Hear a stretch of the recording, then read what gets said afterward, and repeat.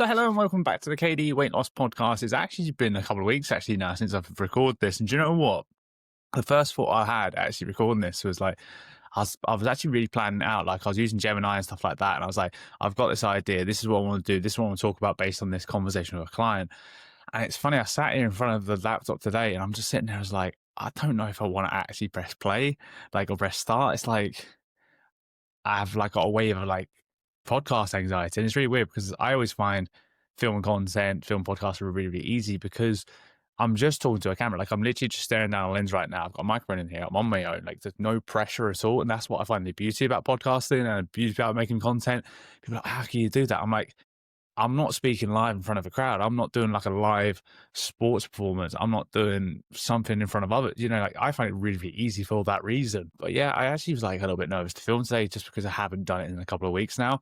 And again, this is actually probably the time really well because kind of my brain was like, oh, what's the point? Like you don't need to do it. You're doing right in your business as it is. This is just extra time from yourself. And do you know what? This is kind of it's going to link into what I'm talking about today. So a lot of what I talk about with my clients, and you probably felt this yourself, is you've probably been told you've had this all or nothing mentality, or you probably know yourself you have this all or nothing mentality. And it tends to be framed in the idea of losing weight, right? And I talk about that a lot because that's kind of my bread and butter. Like my aim is basically to help women lose weight, but in a more sustainable way, healthier way that they can actually learn to keep it off without tracking for the rest of their lives, by the way, might I add. And that is really, really important. But you are not just all or nothing in one area of your life. And that is the case also for your health and fitness. And I was talking to two clients the other day. They're in a group session with me. And we was doing a simple cardio finisher. And I see this all the time, but it really brought it to the forefront of my mind. They were on the machines. And I said to them, like, look, I want you to do a 7 out of 10. And you could just see it straight away. They're like, what the fuck do you mean 7 out of 10 effort? And I'm like, I don't want you to go maximum. And I don't want you to be cruising. I want you to go. And I watched their first effort. And I was like, nope, stop. Right. We're not doing that. Not because it's wrong, but it's because you could see they just couldn't grasp it because they're like, well, what am I doing? I'm either going or I'm not. I'm like, no, there is an in between. There's a massive scale between 0 and 10 that we're not using here. And so I was like, right, what we're going to do, and this is something I will teach you on later on, is we basically went and did full out sprints so they knew what a 10 felt like and gave them a reference point for later on. I was like, now can you understand why I didn't want you to do a 10? They're like, because they both were like, oh my God, that was horrendous. I was like, exactly. And you wouldn't be able to do that for very long. We only did 3 reps of that. And it really bolsters my point. They can't do super maximal work for long, nor can you do that with your nutrition, nor can you do that with your gym work, nor can you do that work, your actual work, nor can you do that with supporting others. You cannot give your 100% to everyone all the time because you will burn out. And that's what this whole episode's about today. So I'm going to bring myself back down here quickly before I go off on a tangent because I've got my script, I've got my prompt points here right for me. So before I go off on a tangent, because I really want to nail some of these things he said and really dig in and like talk about some reason why I'm talking about this today. Because fundamentally, the all or nothing belief or the all or nothing mentality is the belief that if you're not doing 100% all the time, it's probably not worth doing at all. And this is actually a mechanism to protect you from actually getting harmed. So a lot of women will experience this when they try diets. They're like, I'm going to go full out for these next 4 weeks. And when they even let off the gas a little bit, they stop because it gives them a reason to be like, I failed because I didn't do 100%. It helps them actually justify that if they don't get a result, it's because they didn't try their best and they actually stop doing it so they don't maybe get disappointed that they maybe didn't hit the goal they wanted to do. So it's a very tricky way to get around this, right? And I know this struggle firsthand because I have this conversation with so many clients, right? So one client I've been working with recently, she's actually a lady who's now lost over 40 pounds in the last 4 months. Absolutely phenomenal result from this woman, right? She's changed a lot though, and this is what I like to see on the journey in 3 to 4 months. I need to be doing everything at the beginning, right? I need to be pushing myself as hard as I can when I'm in that gym session with you. I need to do limited coaching, but when she was in with me, I need to be pushing myself as hard as I can with you. I need to be doing as much as I can as possible because otherwise it's not worthwhile. There's no point to doing it. And I always would be like, I understand why you say that. And you feel like you're working harder. It makes you feel better. And, it makes you feel like you're doing something. She's like, yeah. And I was like, okay. But I was like, at the same time, if I make you do that, you're going to have, because this lady has bad knees, she has a bad shoulder, and she had excess weight as well. So there's way more strain in her joints. I was like, if I do that to you right now, you will not be here next week to do the next session. You will not be here the week after that to do the session after, because either you'll be too sore to do it or you just won't want to do it. You'll be fucked off and so pissed off being sore that it's not worth putting yourself through that pain every week. Because if you're in absolute agony, why would you want to put yourself through that? And then this comes to another DM that I got. Now, this is more the nutritional side of things. So I got a DM from someone who was looking and potentially sign up for my coaching. And she was talking to me, and I like to always ask like some questions to see where they're coming from. And this is a quote, by the way, so I'm going to read this for line. She said, my diet habits are crazy unhealthy. I'm starving myself on 1,200 calories a day and I'm doing 4 hours in the gym and I'm not being able to maintain it. Then I'm gaining all the weight back. It's funny because I read that, right? And I'm like, how can you not see this is not working for you and why this is not working for you? Because I see this every freaking day. And I see this every time someone else comes in. It's usually some spin off of what I just said there.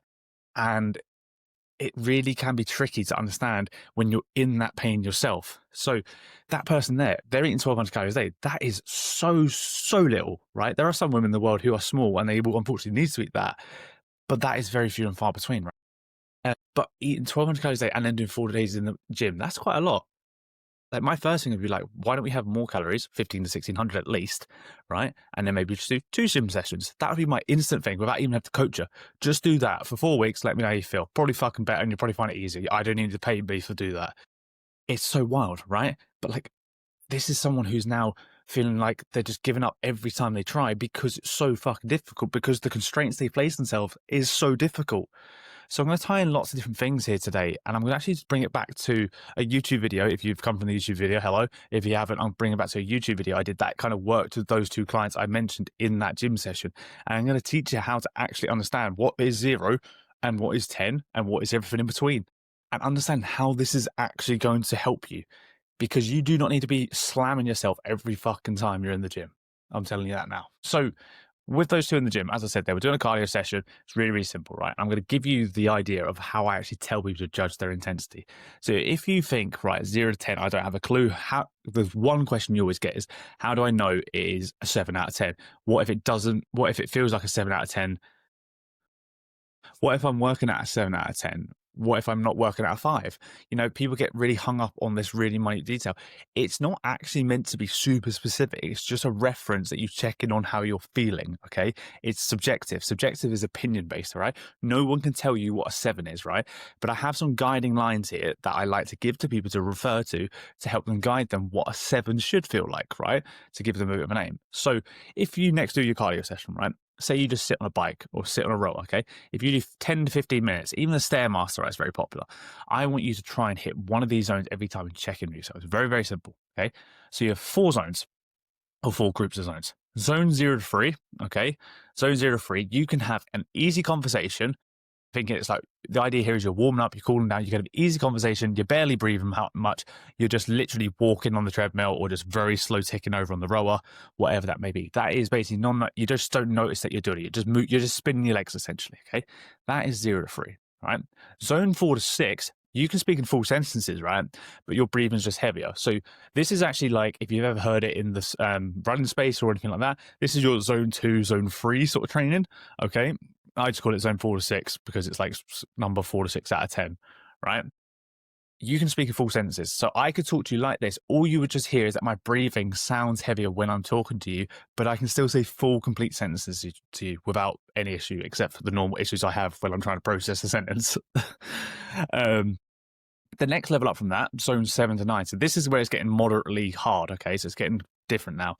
You can speak, but it's in broken words or sentences, okay? And this is where it's most obvious. So you'll start having something, and I was doing this and on the weekend, and it sounds like that because they're struggling to breathe, but they can still make a sentence or a couple of words before having to take a bit more of a breath or feel interrupted. It sounds very lethargic. It sounds very hefty, okay? This is usually where you want to be, you know, in the majority of your interval work, where you're not doing maximum, but you're working hard, but consistent. It's kind of considered threshold kind of work. If you want the fancy term for it. But basically, that is a way of working hard, but not blowing yourself out the water. And then you have zone 10, or 10 out of 10. And this is really self-explanatory.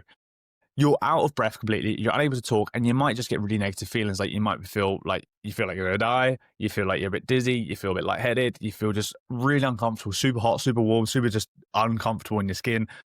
You can't push any harder if you feel like your legs have literally stopped without you telling them to stop, sort of feeling. It's a horrible feeling, but that's why often, whether it be cardio, whether it be strength, anything like that, I like to get people to have a reference of what their 10 feels like so then they can strip it back, okay? You should be there occasionally, but say in an 8 to 12 week cycle, couple of times max should you be up for that top end maximum. And the majority of you spend too much time there, especially in your strength. The majority of you are trying to push too heavy a weight too often, too frequently, too many days a week for too many reps. You're sore for the wrong reasons. You're just sore for being sore's sake. And you're also breaking down technique, and you're also just not getting stronger because you're always exhausted, okay? There's a difference between working hard and working to failure, okay? You want to be near failure, but not completely there. And this is the same with this endurance training just here. And I'm going to put this into perspective now. So you can have an example of a real simple session that I used in my 4-week strong and simple program. This is a £30 one-off program for 4 weeks, which has 12 workouts in it, all video recorded, all walked through and everything like that. So you have clear-cut workouts. So if you ever need a workout or 4 weeks worth of workouts to get you going, this is one of the basic parts of a workout that comes from that session. Using this kind of like deciding how hard you're working, you're going to apply it here. So I use sessions called flow sessions, okay? Whether that's the entire session or whether that's a snippet at the end of a strength session, okay? And it's actually a really positive tool for teaching you how to shift away from all or nothing thinking, because all or nothing thinking is I can either sprint or I can just cruise. This is in between, okay? So rather than beating yourself, we're going to work on being consistent and doing quality work. This is what I like to do with flow. Flow is repeatable, flow is high quality, and it's very similar times. So say if I have 3 exercises, right? So in this example here, I've got 10 ground overheads, I've got 5 inchworms, and I've got 200 meters worth of rowing. Okay, very, very basic, nothing too crazy. This is a finisher to a session. Okay, the aim here is to stay between a 6 and a 7 out of 10. So back to my reference here. So you can speak in full sentences, but your breathing is heavier. That's the top end of a 6. 7, you can speak, but it's in broken words or sentences. Okay. So you should be feeling like you can roughly hold a sentence. There's a quite elevated breathing. Occasionally you might get a bit out of breath, and that's perfectly fine. The real final part of this, say, I'm just trying to think of the top of my head. I'm trying to do the maths. 250 meters of a row might take, say, a minute, give or take. So let's say this takes 50 seconds to a minute to do the row, plus the other 2 exercises. Let's call it 1 minute.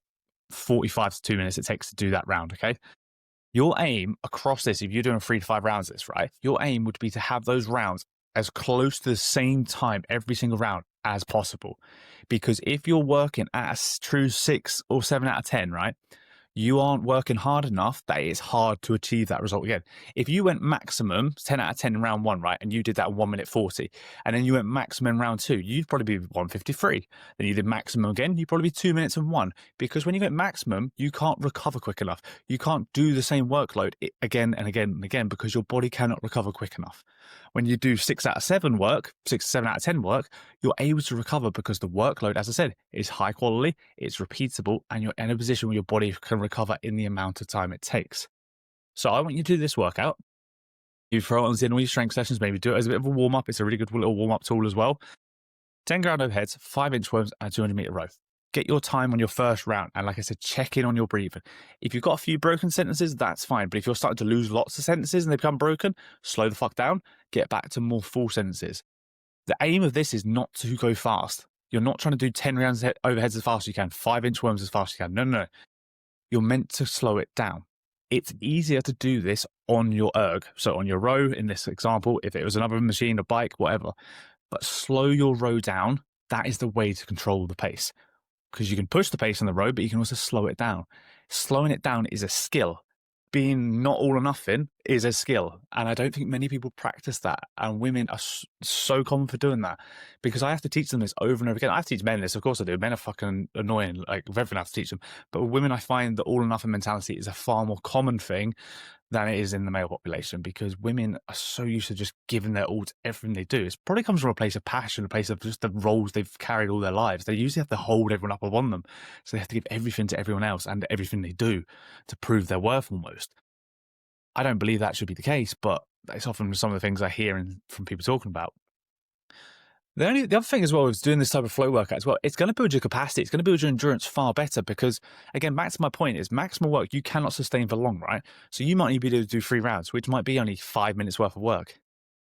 Building endurance, if you did 5 minutes worth of work, that little 5-minute finisher, that ain't fucking building any endurance, any fitness, anything, right? I'm telling you that now. People think these finishers build fitness. They don't. They really don't. This one, though, you could easily do 5 to 8 rounds of this because it's easy to do. It's repeatable. So you're building maybe, I don't know, you end up building 10 to 15 minutes of quality work at the end of your session. That is far better going to improve your health, far better to improve your fitness, far better to improve your heart. look after you, make you be able to recover better from your sessions than that high intensity one. And plus, you won't be sore. You can do more of this more often. So if you want to go to the gym more often, like you want to do 3 to 4 days a week, you can, because you're not fucking in agony all the time.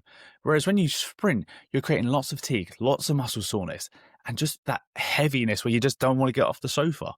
So really, really try and do this. Again, like I said, this is not the diet mentality of all or nothing, but this is how training can also be affected by the exact same mindset. So I'm going to kind of bring in this a bit more. This is going back to the point of that training is not a punishment. Training is something that should be treated as a skill, okay? And this is the core of my coaching philosophy. Training is a skill. I've been doing this, what, am I 30 now? I've been doing this since I was 16, right? You wouldn't think so, I'm a bit of a scoring shite bag, but I've been doing this since I was 16, right? Only of the last 5 to 8 years do I really feel like I've really accelerated my growth in terms of my skills, because I've treated it like building blocks every single week. In my coaching, I do 8 to 10 week plans typically. There's nothing magic about that.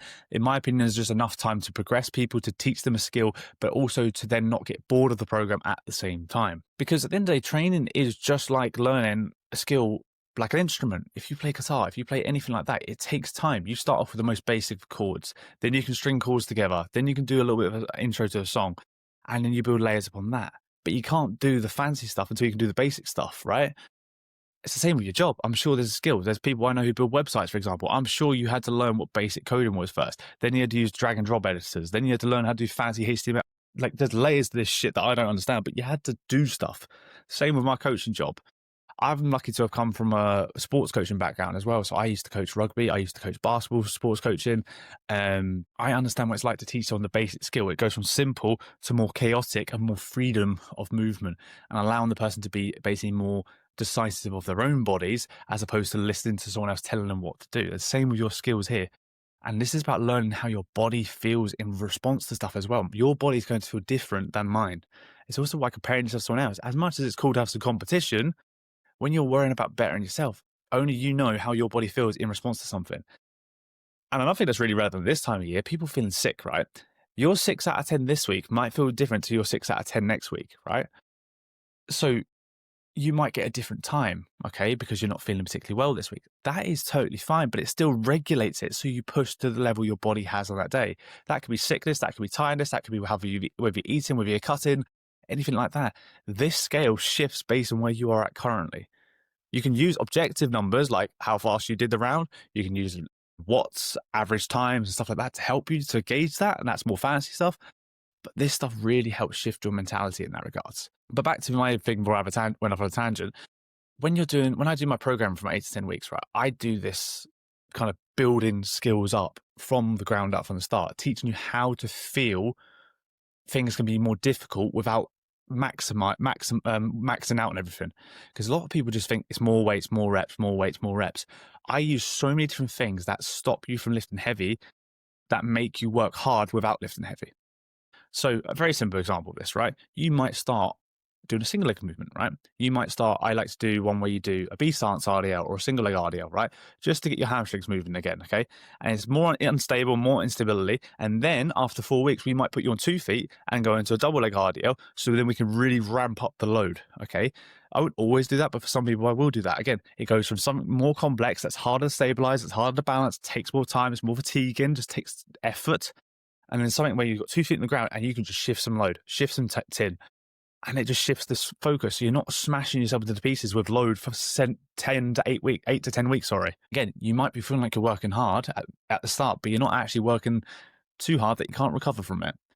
Another fancy thing I like to do is I like to use tempos. Tempos for me are the absolute gold dust, but people don't use them properly. People use tempo because they're trying to do time under tension. Time under tension is the biggest waste of fucking time in the world. It doesn't build muscle. Time under tension has nothing to do with muscle. It's actually been shown that the slower you move, actually the less muscle you build. It's been shown to do that over and over again. Doesn't mean super quick lifting is any good either, but basically if you take longer time, like I think it's over 5 to 10 seconds to do a lift, you're not building any more muscle because you're not lifting enough. Random science tangent there. But anyway, I just want to clear that up because so many people still say it in this space and I'm like, shut the fuck up, you don't know what you're on about. I don't say that because I'm arrogant. I say that because we've learned it throughout uni and throughout coaching progression. It's just common knowledge. And it's a really easy red flag to spot a coach that says time under tension all the time. You're like, you don't know what you're on about. Anyway, The reason you do use tempo, though, is skill development, strength development in weak and end ranges, and to also develop confidence in those end ranges. But also, it makes a lift feel harder under a lighter load, like I just suggested, right? So, for example, someone's doing a squat. So at the moment, I've got a client doing front squats, okay? She hasn't done them for a while. She's got a bit of technical stuff to work on. If you do it super quick and you drop down, up, down, up, down, up, if I'm asking her to focus on keeping her elbows high, she's not going to have the time to get that feedback because it's happening too quick, far too quick, okay? So I would tell her to slow down, right? 3 to 5 seconds, right? And the reason I'll say longer is because if I say 5 seconds, you'll probably end up doing 3 seconds. If I say 3 seconds, you'll probably do 1 to 2 seconds. It's just the way people work. They give you less than what you ask them. So I always ask more. So I asked her to give me a 3 to 5 second descent. So she's going to go down now. 1, 2, 3. She's then going to pause for 2 seconds, which realistically would turn out to be 1. She's going to pause there and then come back up. That means she will not be able to lift. So say we're doing 10 reps. She normally would be able to do 50 kilos. She might only be able to lift 30 kilos because of this tempo. But you ask her, she's working fucking hard because 1, she's struggling to breathe because she's working for so long. But 2, her legs feel like mush because she's having to stop and push against it with no bounce, no rebound or anything like that, no stretch reflex. She's working hard. And that's why I do this. I still change the exercises like this to make you feel like you're still working hard, but I'm protecting you from overloading and going max out and everything and hurting yourself and burning out and causing injuries and fatigue that's unnecessary early on. I do this all the time with my clients, and it's something you need to practice. A really simple way I do this, the first 4 weeks, lots of pauses, lots of tempo work, lots of kind of statics, holds and stuff. Then after the 4 weeks, we learn to add the stretch reflex back in, bouncing back out of the bottom positions, really driving the loads up. First 4 weeks, technical development. Second 4 weeks, load it up under good constraints, really push the loads and see what we can get out of that movement. It's a really simple concept, but again, stretch this to 10 weeks, 5 and 5, 6 weeks, 3 and 3. You change it to whatever suits you. The other one I like to do is time constraints as well. Time constraints. So this is a really good one I used to do when I was when we actually did it for people when they came back from COVID with the athletes before. We did deadlifts, and whenever you do a deadlift, everyone's like, "Oh, what can I lift? What can I lift?" It's just such a lift that people want to send it on. So what we did was every 90 seconds you have to perform 5 deadlifts. Okay, so that includes doing your reps, resting, adjusting the bar. You only have 90 seconds. It's going to take you 15 to 30 seconds max to do those. You only have 60 seconds then to rest, change the bar and do what you need. This, because you can't recover, because you don't have enough time, means you lift less. Ask any one of those at the end of 6 to 10 rounds, though, did they feel they didn't work hard? No, they'd be like, I'm out of breath now and my legs feel heavy because you've got no recovery time. But it's not because the recovery time is just trying to stop you working, but it's done smartly so that you can still work hard for the time given. It's also fantastic if you don't have a lot of time as well to get a lot of work done. Because again, if you're doing deadlifts, you don't have 20 minutes to do a deadlift. It's quite hard, especially if you lift some actual significant weight on a deadlift, because you've got to build up safely to the warm-up, then do your sets, then recover between your sets, then do more sets. You know, these time constraints are really, really good ways of doing it. Again, different ways of challenging you that aren't maxing out or doing nothing at all. This is what a good coach does. So what I'm going to do now is I'm going to give you the back to the flow idea a bit. I want to give you a really simple one. Like I said, I'll include it in the show notes. I'll include it in the YouTube video. And I'll maybe even make up a really simple PDF, just like a little chart, like a zone kind of chart thing, that you can try this at home with or at the gym next time. But the idea is what I want you to try and do is try and do a flow style cardio session, okay? Where, again, your aim is to be high quality work, repeatable rounds, okay? And I want you to do this like this. 1 minute on, 1 minute off. Really simple. For the first minute, I want your cardio, your whatever it is, bike, row, Stairmaster, I want that to be a 7 out of 10. Maximum 8 out of 10. That is, again, broken breathing, but you're still able to talk. It's like, I can talk and breathe. I can talk and I breathe. It's a few words here and there, but not consistent sentences. The second minute, which is your recovery or rest minute, you're still going to be moving, but I want it to be a 3 to 5 out of 10. That is, I can still talk, but I can still talk in full sentences. You can just hear my breathing's elevated, but I work slow enough to allow that to happen. The challenge in this is the first 10 to 15 seconds of your recovery, breathing's going to be up here. You're going to be more elevated, more up there, and it's going to be way harder to decide, wait, am I working too hard or not? Or am I coming down?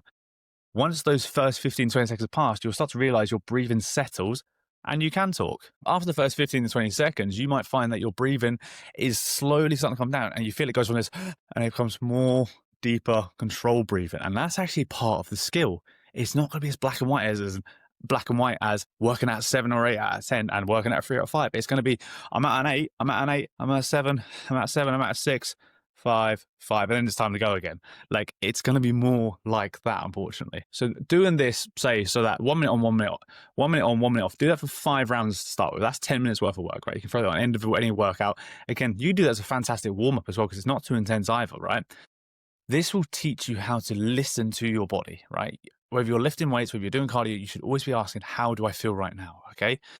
And this will teach you how to feel that you're doing the right things. Okay. Practicing this, do it 2 to 3 times a week at the beginning and the end of your sessions, as I just said, and you'll start to realize, okay, I'm actually getting the grasp of how this feels. If you really, really, really, really, really struggle though, and still don't make sense of it, as I said before, do something maximal, then you can work your way back from there. That's the easiest way to go about it. The other example I'll give you of this before I wrap this up is this can be done also with weights. Okay. So a lot of people be like, how hard should I lift? Right. And working 1 out of 10, right? So 10 out of 10 is I can't lift anymore. 9 out of 10 is I could do 1 more rep, maybe. 8 out of 10 is I could do 2 more reps, maybe. That's kind of how the construct works in the weightlifting perspective. I like to use the leg press for this one. It's very safe. There's lots of safety parts on that machine. Do it on machines. Free weights, you can do it on, but unless you're very confident like I am, I wouldn't recommend doing it. The idea is that if you use the leg press, right, it's really safe to do this on. So you go onto it, you build it up slowly across sets, right? Okay, and I want you to do this for 5 reps. This is something that's really safe. There's lots of safety equipment on the leg press that can protect you in the future. And what you're going to do is do 5 reps, okay? You're going to do 5 reps each time, and you're going to build up over 3 to 6 sets maximum, okay, taking 2 minutes rest. And your aim is to find out how much you can lift for 5 reps for the same high quality technique you always do, and you don't change the technique to achieve that, okay? Again, if you've got someone who's really experienced lifting with you, like a coach like myself, this will make it really easier, and your aim is to see how hard you can lift. And basically, take that number. So say it was 100 kilos on the leg press, right? Next week when you come to the session, okay, I want you to go onto that, right, and do 5 reps again, okay? So 9 out of 10 should be roughly 90 to 95 kilos, give or take. It'll be different based on the day as well. Okay, so you're like, I want to work at a 9 out of 10 this day. Okay, again, you put the weight on and you ask yourself, did that feel like a 9 out of 10? Well, I know what my 10 out of 10 felt like. I could barely move afterwards, right? My 9 out of 10 should feel very close, but should feel like I could still lift it somewhat. All right. It can be a hard concept to understand, but you have to keep practicing this. And again, I do this in all my coaches programming, all my coaching programming, because I teach people, I'm like, right, in the first few weeks, you should feel like you could do 3 to 4 reps when you stop. So in this 5 rep example, if I did my 5 reps at 90 kilo, for example, if I should be able to do 3 to 4 more reps, right, that means I should be able to do 8 to 9 reps with that weight. Okay, that's the kind of question you're asking yourself with. Okay, so then next time I'm like, right, I want you to feel 2 to 3 more reps at the end. You should be able to do. Okay, so I do my 5. The weight I put on this week was 95. Okay, I could have done another 2 or 3 reps. Perfect. That's how you get it. You're never going to get this right. And I still don't get it right. And like I said, I've been training for years, but it's the concept of doing this. That's what you've got to keep practicing. So look, you got a couple of things in here. Like I said, I'm going to try and make up that wee PDF of all the zones. That'll come in really handy. I've given you a really simple flow workout. I'll actually give you 2. The one with the overheads, the inchworm and the row. And I'll give you the 1 minute on, 1 minute off one. I'll give you a couple of ones there. But take this concept of not working at nothing or everything. When you go in feeling shit to the gym one day and you're like, oh, I can't be asked today to do my sprints on the machine, that's absolutely fine. Dial it down. Work at a 7 out of 10 for the day. You will be fine. There will be another day where you feel good enough to do what's asked of you in your program. Or if you've got a coach, ask them to change it or ask them, what can I do instead? That's how real work happens. You do something rather than have to do the perfect thing that time round. So hopefully this really helped give you the different layers and stuff and really helped you understand that this all or nothing behavior can go beyond just your nutrition, which is very, very common. This can actually dig deeper into your training, and like all these things are going to be what keeps you on board and on track. Because if your gym is beating the crap out of you, making you sore, making you miserable, you're not going to want to stick at it. The same with if you're starving yourself on 1,200 calories or less a day, you're not able to eat chocolate, you can't have a bit of wine, you can't have some of the things you enjoy. You're not going to stick to it. Like one of my last guests said, Angela, you have to be able to do this for the rest of your life. If you cannot do it now, you will not be able to do it in the future. It's the same with your training. If you cannot stick to it and do what you're doing now for the rest of your life, it's not the one for you. That is probably the message I want you to take away from this podcast. So look, I hope you really enjoyed this. I know it can be really challenging to deal with all or nothing mentality and thinking. It's very, very common. It's pretty something you've been living with all your life, and it probably exists in other parts of your life, even your friends, your family, and stuff like that as well. But just know this area is something you can control and you can make a change with. And it may not feel like it. That's why it's really useful to have a coach in your corner to support you and someone who understands that your best week is not always going to be there. And it's less likely to be there than you think. My job is to help women who are time poor, who have a busy job, who have a busy family, who don't want to be eating greens all the rest of their life and lean rice and chicken and stuff like that. They have kids to feed. They have themselves to feed. They want to enjoy takeouts. They want to go out on the nights out with girls. They want to do all the wee things they enjoy without feeling guilty. And I take women who want to lose weight, show them how to lose the first 5 kilos up to their first 5 kilos in 6 weeks with my 6-week challenge.